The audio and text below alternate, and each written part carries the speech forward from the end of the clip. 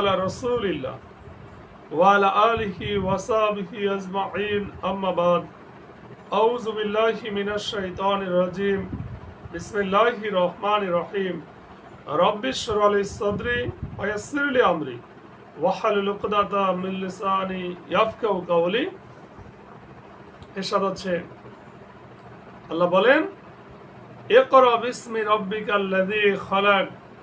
আর হে নবী, আপনি পড়ুন আপনার রবের নামে যিনি সৃষ্টি করেছেন।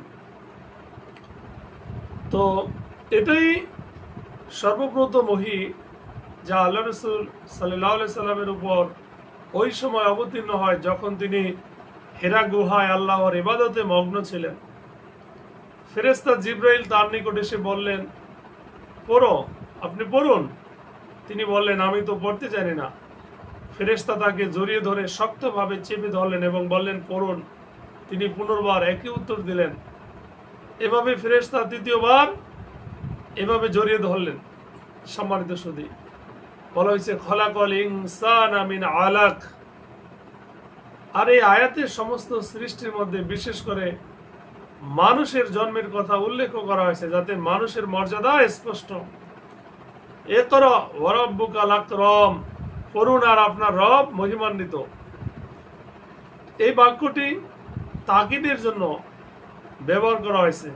এ দ্বারা বড় অলঙ্কারপূর্ণ ভঙ্গিমায় আল্লাহ রাসূলের উযরের জবাব দেওয়া হয়েছে যা তিনি অর্থাৎ আমি পড়তে জানি না বলে পেশ করেছিলেন। আল্লাহ তাআলা বললেন, আল্লাহ তাআলা মহিমান্বিত, আপনি পড়ুন। মানুষের ভুল ত্রুটি উপেক্ষা করা তার বিশেষ গুণ। আল্লাযী আল্লামা বিল কলাম, যিনি কলমের সাহায্যে শিক্ষা দিয়েছেন। এখন এখানে কথা আছে যে কলম এর অর্থ হলো কাটা, ছাটা বা শিলা। পূর্ব যুগের লোকেরা কেটে বা সেটে কলম তৈরি করত, এই জন্য লেখার যন্ত্রকে কলম বলা হয়। তো কিছু ইলম জ্ঞান তো মানুষের স্মৃতিতে থাকে, কিছু আবার জিহ্বা দ্বারা প্রকাশ করা হয়, আর কিছু ইলম মানুষ কলম দ্বারা কাগজে লিখে হেফাজত করে থাকে। মস্তিষ্ক স্মৃতিতে যা থাকে তা মানুষের সাথে চলে যায়, জিহ্বা দ্বারা যা প্রকাশ করে তাও সংরক্ষিত। তো হাদিসে আসছে যে আল্লাহ রাসূল বললেন, আল্লাহ তাআলা যখন প্রথম সবকিছু সৃষ্টি করেন তখন আরশে তার কাছে রক্ষিত কিতাবে একথা লিপিবদ্ধ করেন, আমার রহমত আমার ক্রোধের উপর প্রবল থাকবে। হাদিসে আরো বলা হয়েছে আল্লাহ তাআলা সর্বপ্রথম কলম সৃষ্টি করেন এবং তাকে লেখার নির্দেশ দেন, সে মতে কলম কিয়ামত পর্যন্ত যা কিছু হবে সব লিখে ফেলে। আল্লামাল ইনসানা মা লাম ইয়ালাম, শিক্ষা দিয়েছেন মানুষকে যা সে জানতো না, অর্থাৎ কলমের সাহায্যে শিক্ষা। কাল্লা ইন্নাল ইনসানা লা ইয়াতগা, বাস্তবে মানুষ তো সীমালঙ্ঘন করেই থাকে। আর রাআহু ইস্তাগনা, কারণ সে নিজেকে অমুখাপেক্ষী মনে করে। তো বিভিন্ন বর্ণনায় আসছে যে একদা আবু জাহেল বলল, যদি মুহাম্মদকে কিবলার দিকে ফিরে সালাত আদায় করতে দেখি তবে আমি অবশ্যই তাকে হত্যা করব। তারপর আল্লাহ রাসূল সালাত আদায় করতে আসলে আবু জাহেল তাকে বলল, তোমাকে কি আমি সালাত আদায় করতে নিষেধ করিনি? তুমি কি আমি এটা থেকে নিষেধ করিনি? আল্লাহ রাসূল তার কাছে ফিরে আসলেন, আবু জাহেলের সাথে তার বাকবিতণ্ডা হলো। তখন আবু জাহেল বলল, আমার চেয়ে বড় সভাসদের অধিকারী কি কেউ আছে? তখন আল্লাহ তাআলা এই আয়াত নাযিল করলেন যে সে যেন তার সভাসদদের ডাকে, আমরাও অচিরেই জাবানিয়াদের ডাকবো। তো আল্লাহর শপথ, যদি সে তার সভাসদদের ডাকতো তবে অবশ্যই আল্লাহ তাআলা তাকে জাবানিয়া পাকড়াও করতেন। আবু জাহেল বলেছিল যে মুহাম্মদ কি তোমাদের সামনে মাটিতে মুখ ঘষে? তাকে বলা হলো যে হ্যাঁ। তখন সে বলল, লাত উজ্জার শপথ। এভাবে আবু জাহেল শপথ করলো আল্লাহ রাসূলকে নিষেধ করার জন্য, অর্থাৎ বাধা দেওয়ার জন্য। ইন্না ইলা রাব্বিকা রুজআ, নিশ্চয়ই আপনার রবের কাছে ফিরে যাওয়া। আর আইতাল্লাযী ইয়ানহা, আমাকে আপনি কি দেখেছেন তাকে যে বারণ করে? আবদান ইদা সাল্লাহ, এক বান্দাকে যখন তিনি সালাত আদায় করেন।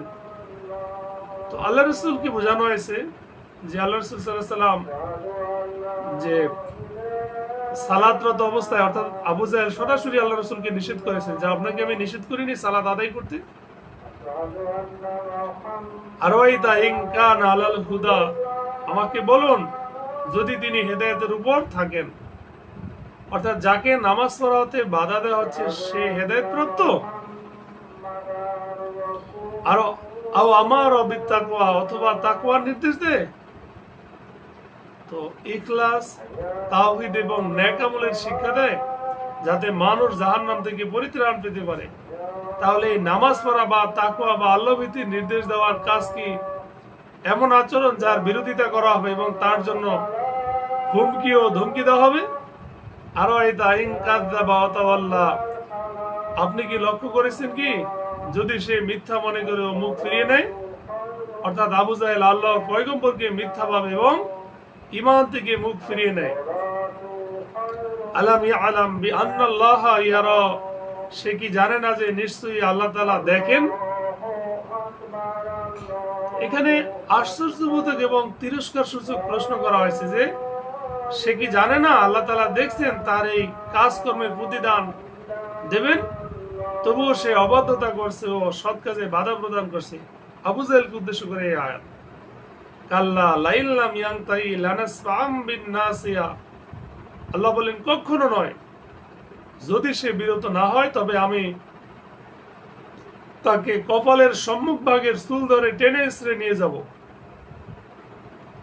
অর্থাৎ আল্লাহ রাসূল সাল্লাল্লাহু আলাইহি সাল্লামের বিরুদ্ধাচরণ ও দুশমনী করা হতে এবং তাকে নামাজ পড়া থেকে বাধা দেওয়া হতে বিরত না হয়, তাহলে আমি তার কপালে উপরিভাগে কেশ গুচ্ছ ধরে টান দেব। হাদিসে বর্ণিত হয়েছে একদা আবু জাহেল বলেছিল যে যদি মুহাম্মদ কাবার নিকট নামাজ পড়া হতে বিরত না হয় তাহলে আমি তার গর্দানে পা রেখে দেব, অর্থাৎ তাকে পদদলিত করব এবং দস্তরমত লাঞ্ছিত করব। আল্লাহ রাসূল সাল্লাল্লাহু আলাইহি সাল্লামের কানে এই কথা পৌঁছলে তিনি বললেন যদি সে তা করত তাহলে ফেরেশতা তাকে ধরে ফেলতেন। নাসিয়াতান কাযিবাতিন খাতিয়া, মিথ্যাচারী পাপিষ্ঠ সম্মুখ চুলের গুচ্ছ। চুলের ঝুটির উক্ত গুণ রূপক হিসাবে ব্যবহার করা হয়েছে।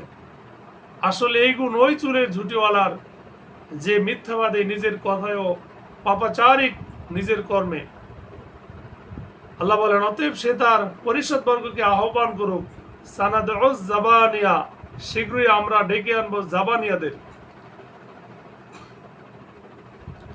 তো সম্মানিত সুধী, যে ইবনে আব্বাস বলেন যদি আবু জাহেল নিজের পরিষদ বর্গকে আহ্বান করত তাহলে তাদেরকে তখনই শাস্তিদাতা ফেরেশতাগণ পাকড়াও করতেন।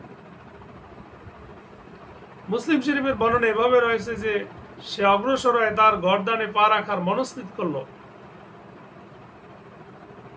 ইতিবছরে সে উল্টা পা ফিরে গেল এবং নিজ হাত দ্বারা নিজেকে বাঁচাতে লাগলো। জিজ্ঞাসা করা হলো কি ব্যাপার? সে বলল আমারও মুহাম্মাদের মাঝে আগুনের পরীক্ষা, ভয়ঙ্কর দৃশ্য এবং বহু পাখা দেখলাম। আল্লাহ রাসূল বললেন যদি সে আমার নিকটবর্তী হতো তাহলে ফেরেশতাগণ তার এক একটা অঙ্গকে নুচে নিত। আল্লাহ আমাদের হেফাজত করুক, সঠিক বুঝদান করুক। কাল্লা লা তুতিহু ওয়াসজুদু ওয়াকতারিব, কখনো নয়, আল্লাহ বলেন আপনি তার অনুসরণ করবেন না আর আপনি সেজদা করেন এবং নিকটবর্তী হন। এতে আল্লাহ রাসূলকে আদেশ করা হয়েছে আবু জাহেলের কথায় কর্ণপাত করবেন না এবং সেজদা ও সালাতে মশগুল থাকুন। সেজদা করা মানে সালাত আদায় করা, অর্থাৎ হে নবী আপনি নির্ভয়ে আগের মতো সালাত আদায় করতে থাকুন। এর মাধ্যমে নিজের রবের নৈকট্য লাভ করুন, কারণ এটাই আল্লাহ তাআলার নৈকট্য অর্জনের উপায়। আর বান্দা সবচেয়ে বেশি আল্লাহর নৈকট্যশালী হয় এই সালাতের মাধ্যমে। আল্লাহ তাআলা আমাদেরকে সঠিক বুঝ দান করুক, আমিন।